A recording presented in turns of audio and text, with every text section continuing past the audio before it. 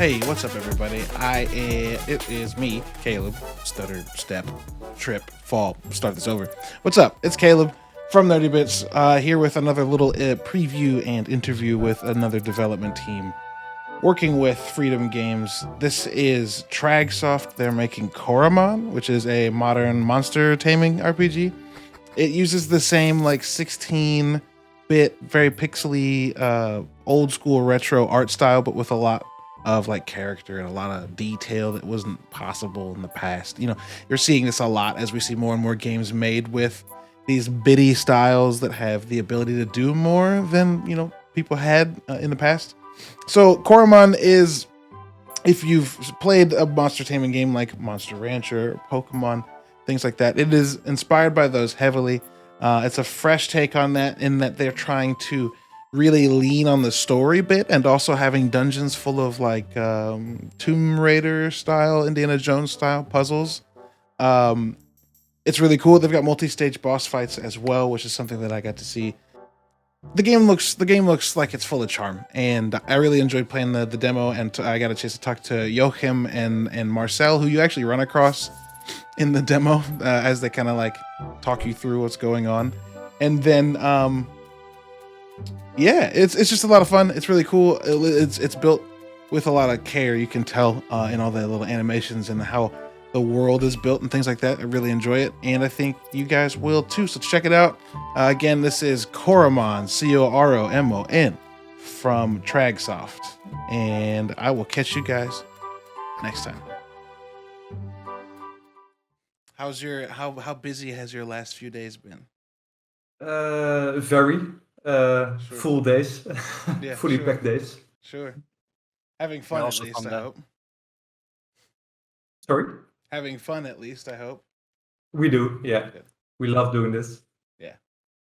Yeah, It's the the only best. downside is we're from the Netherlands, so it's we have to go to until 3 a.m. today. Fun. Yeah, that sounds fun. Yeah. Yeah, I did a podcast with Rami Ismail 2 Yeah. months ago, but he set the time for 5, and when the call started, I was like, wait, it's 11 o'clock there and at night. And he was like, yeah. I was like, oh, okay. I guess he's up late, so I was like, all right, that's fine. But yeah, you guys Yeah. have just days until 3 a.m. and then have to, I guess this week you kind of have to do everything on American time schedule. Yeah. Ugh. Sorry. It's perfect. So you guys Yeah. are making Coromon. We are. I'm the lead developer of Coromon and do most of the programming work. No, well, I mostly take care of the world building, story, cutscenes, dialogues, Nice. this kind of thing. Nice. Writing is my thing. So All right. I So don't. how would you like to approach this today? As in, would you like us to... Yeah, it's kind of up to you guys. If you want to play the game and stream it, we can do that for sure. I'll have you guys do that if you don't mind, because I only was able to get into it for about 30 minutes before I had to do a bunch of other stuff, and I don't want to be reading and trying to ask questions, because then I'll just kind of be aimlessly looking at the screen and not saying anything. But other than that, I just have a bunch of questions for you guys. So Yeah. let me Let's pull get it up.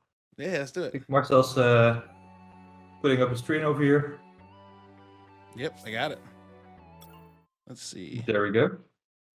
So yeah, Coromon is a somewhat of a traditional JRPG. We try to mix all of the elements we loved in those games and Sure. put them together into a game we love ourselves. Smart. Good idea. Well, it's obviously got it draws a lot of influence from early Pokemon games and other monster trainers.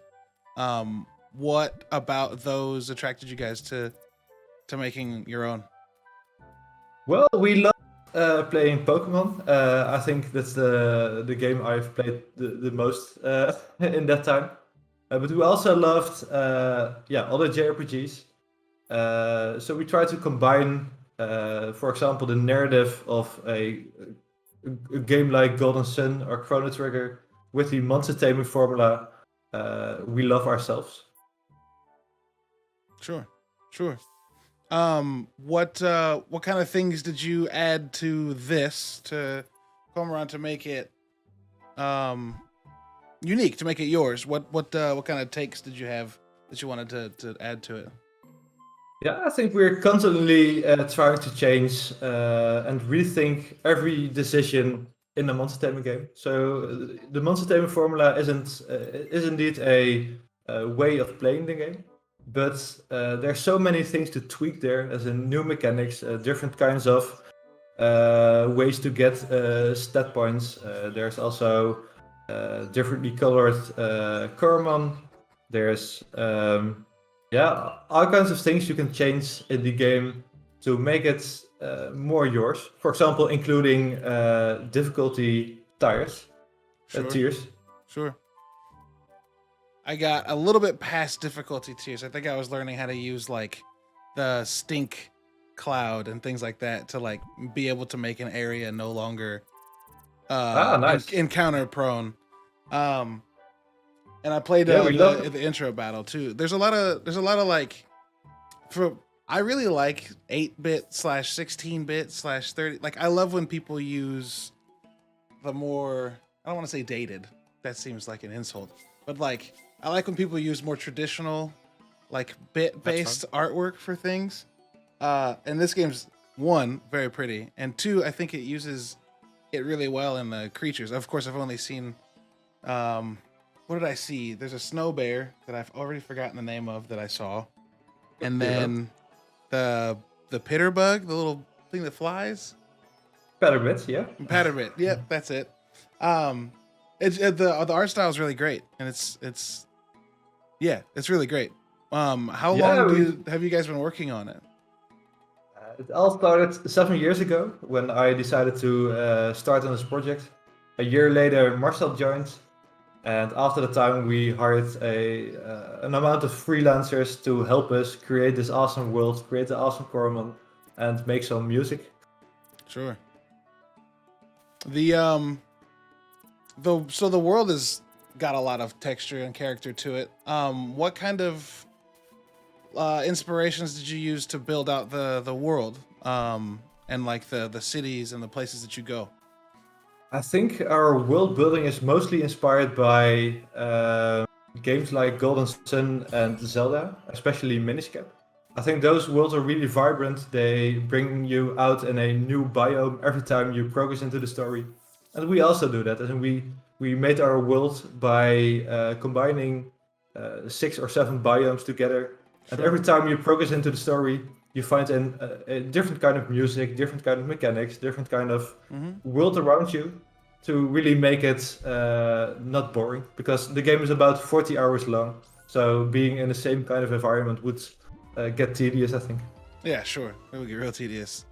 I really like the transition that just played between the world and an encounter. The little like circular. It's very good. It's a small thing, but I love it. It's very good. It's about the details.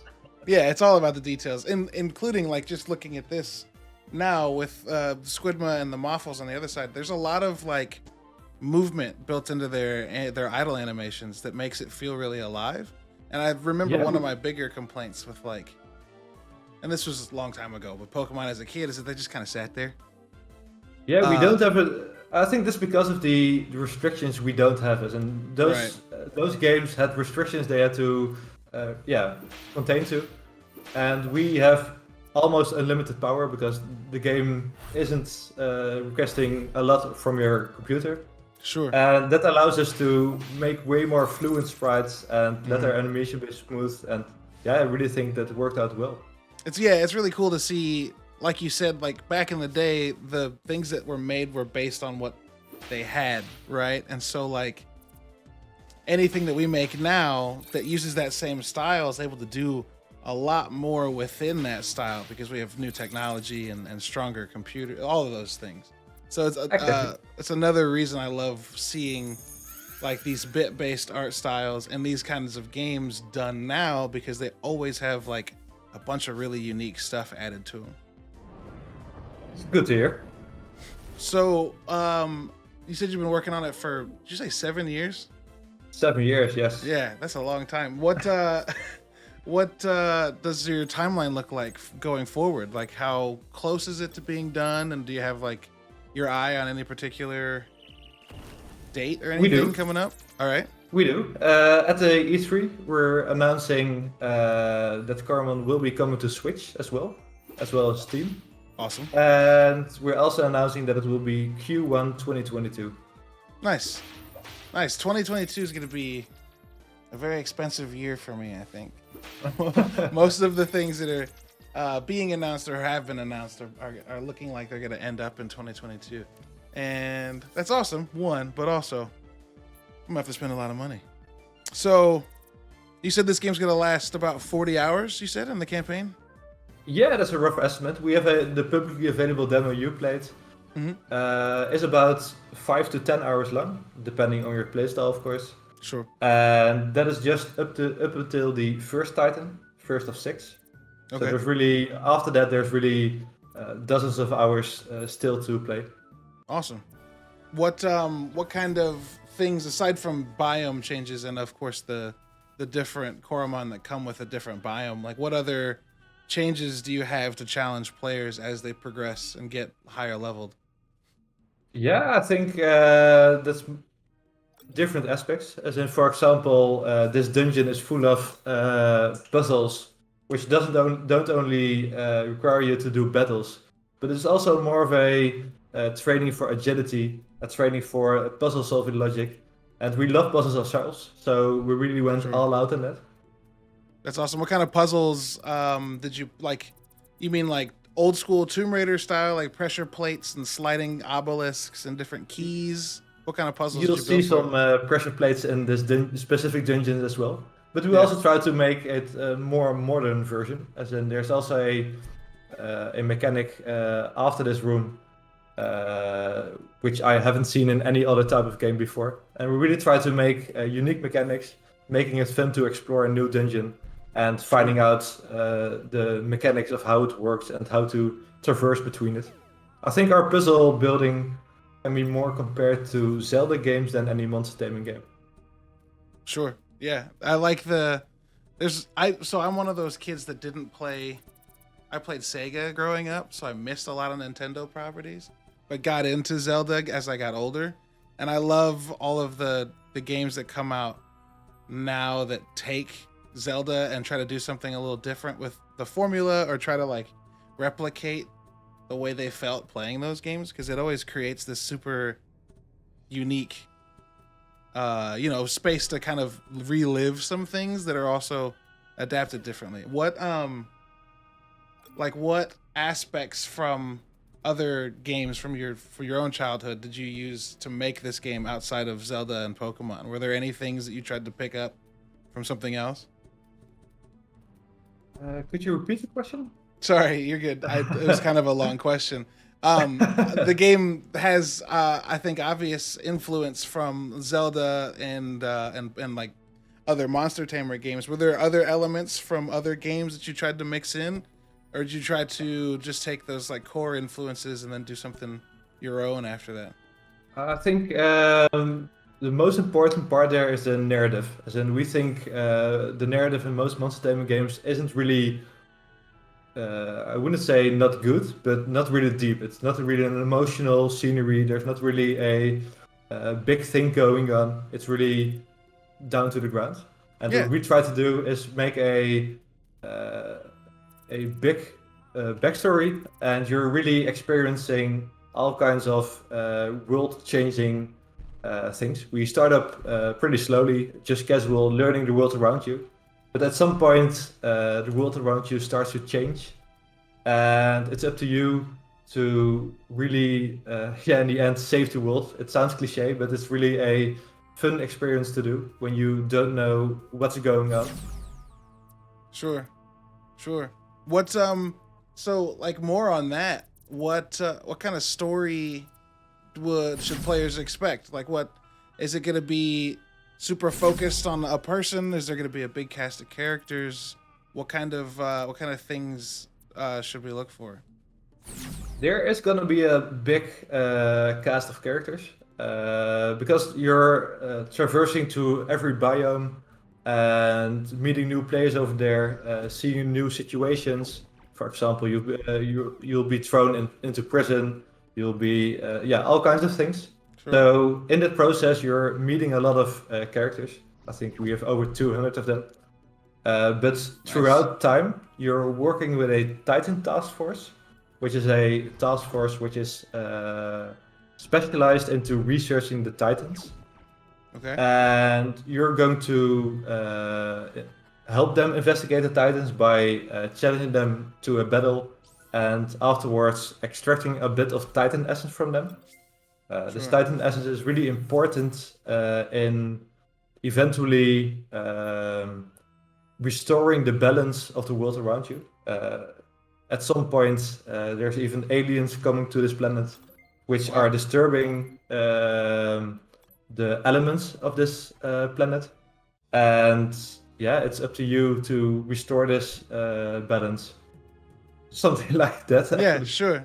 That's awesome. I've like I said, I've only played a couple Pokemon games, not a ton, but the story's always been something I wished was a little more central, a little more like built out. So it's cool to hear that you have like big overarching plans for story and all of those characters and a lot of exploration. Man, yeah, this looks really good, and it's got a lot of things that are making me very interested in it, and that's, I guess you should, I mean, you need a little bit of foreknowledge to know.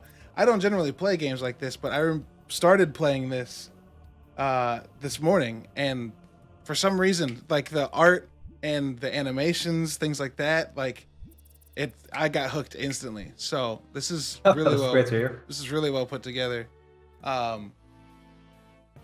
many people are making this with you? Well, we started out as just two, and I think we're hiring about 10 to 15 freelancers throughout time, as in Okay. they had bigger and smaller tasks. But Sure. yeah, about that. Nice. So, And so what we're seeing here, sorry, go ahead. go ahead. You're about to tell. Ah, Yeah. yeah, what we're seeing here is a Titan battle.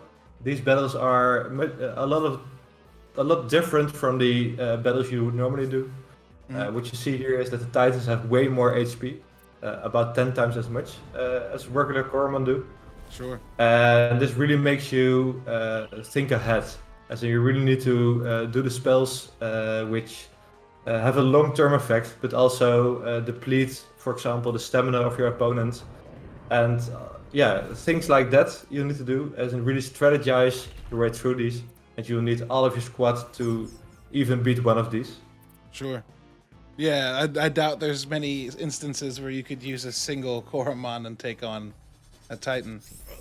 Yeah, we really try to motivate using a strategy. It feels way Sure. better to defeat a opponent with strategy instead of just steamrolling it with a certain spell. Sure. Yeah, and I'm sure it allows players to kind of build their own roster with their own synergies or their own like characters that work together, right? Exactly. Yeah.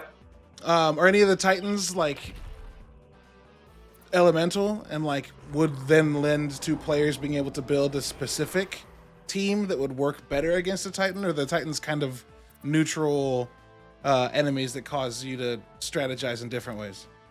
They are elemental, so each Titan has a different weakness and different strengths. Perhaps we can have a look at the name tag after this. Oh yeah, sure. Which is, and you can see the type effectiveness being indicated at the name tag there. For example, what you can see here is this Titan is of a Sand type, and Okay. Sand type is weak to water and resistant to Nice. those types. Okay, cool. So we really try to put that information right in front, not keep you in the blank of what to try. You also see the indicators over there. A small green indicator means it's a very effective move, and a small red indicator it's not effective. Nice. Yeah, a lot of visual like cues to clue you in on how to best utilize your skills. That's really cool. Exactly. Yeah, this is great. What you said there were 6 Titans? There are 6, yeah. Okay, and those are the main goal you're hunting throughout the game, or one of Essentially, the yes, main but goals. Yeah. it's essentially the main goal, but there's a lot of stuff happening around that. As in, you don't know at the start what you're doing. You're just researching them, and yeah, at a certain point, it all changes, and it's a real different vibe in the game. Sure. Is there any player agency over the story, or is it mostly linear? It is mostly linear, but we try to let you explore freely.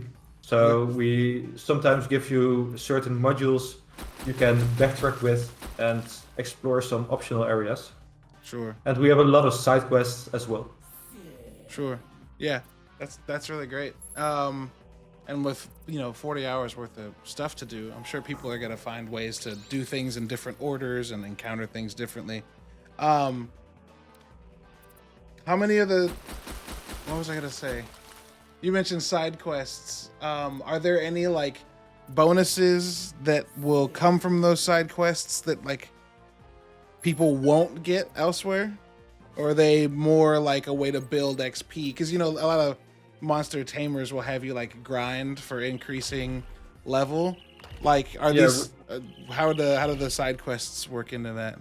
Yeah, we're not a fan of those kind of quests. So it's not filler quests. It's really all kinds of new, interesting ways which really fit in the environment. For example, there's this city here has a inventor in the town which you can interact with and start a side quest with, and you have to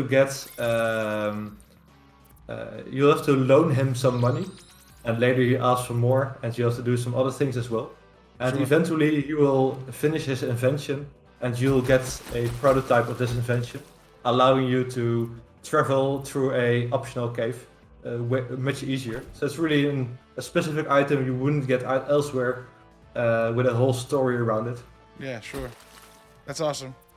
It looks like you took down this Titan. Well done.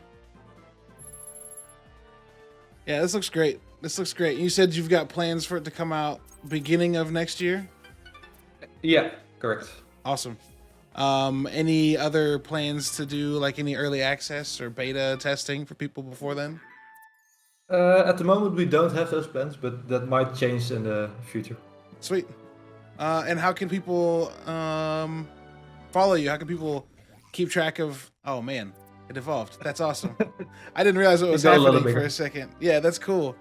God, the idle animations in this are really good. The pixel art's really good too.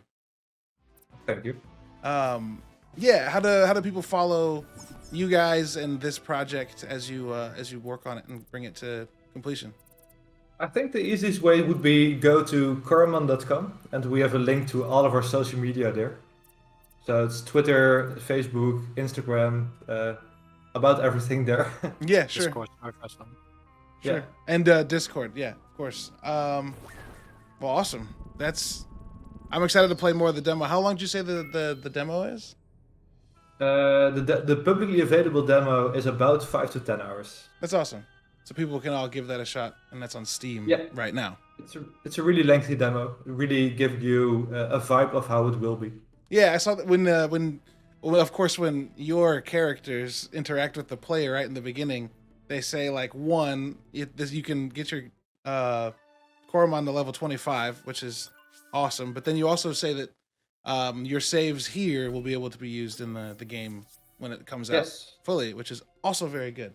I don't know why games didn't do this always. I'm sure it's a capability kind of thing, but now that more games are doing your save in the early access or in the beta or in the demo is saved, I think it's a really good what's the word? It's good. It motivates players to actually like get into it and dig into it. Yeah, that's why we took some effort to make that possible. And we really think players should be motivated to play this and really give it a chance, so they don't get demotivated by, oh, my saving will be delayed. This is a wasted time. Sure. So in this way, they really could try it out, and it worked really well. Our demo has over 1 million players already. So yeah, wow, that's awesome. Well, I hope you guys have a good the rest of your E3. I don't want to take up too much of your time. I think we're close to the 30 minutes. Try and get some sleep. I don't know. It sounds like you guys are up real late. But I'm sure that this is really great exposure, and I can't wait to tell people about this. That's good to hear, and thank you. Yeah, thanks a lot. You guys have a good weekend. Have a good E3. Yeah, you too. You too. See ya. See ya. Bye.